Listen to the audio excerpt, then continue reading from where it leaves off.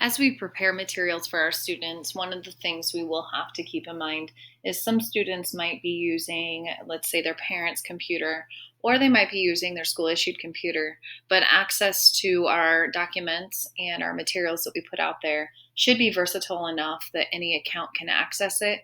And the reason behind that is if a parent does allow a student to use their computer, maybe the computer for the student isn't working well, logging in and changing restrictions on those documents can become a big barrier for our families. So, in order to alleviate that, if you're not aware, you can actually change it to where anyone can access the document. So, I'm just using an old Google Doc that I have from an assignment that I actually no longer even teach, but just as a way to demonstrate for you how to do that.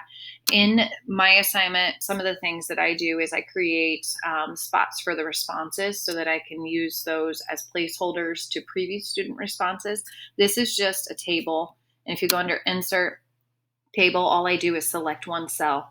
And when you select that one cell, it'll actually drop in a box automatically and allow a spot for students to put their responses. So that's what it kind of looks like, and that's some of the details that I use or some of the logistics that I do in my documents behind the scenes. Again, however you put that information out, totally up to you and teacher dependent.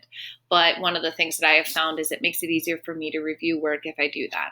So let's get back to the share settings. If we go under File and we select Share, we can adjust our share settings. You guys can see that I already have this set to be anyone with the link can view. And what I've found is that sometimes teachers get a little bit confused as far as, well, how do I change that? So some of yours might actually be set to a specific person. So if I come into this document, I can see anyone who has the link to view. This is under those advanced settings, select change. And then I can either select that anyone with the link can view. I can also change that can edit. Now keep in mind that means anyone that has access to that link can edit your document. Probably not what we want to put our materials out to the public with. But with the view option, students can actually get into that, make a copy. And if they need a reminder on that, it's under File, Make a Copy. Most of our students are actually pretty savvy with this end of things. And then they have their own original copy of the document ready to go. They can fill it out, upload it, email it to you, however you've requested students to return materials to you if they're looking for feedback on it.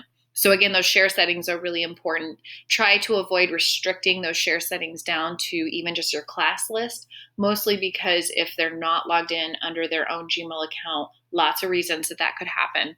We want to make sure that we're just making it easier for them to gain access to the materials.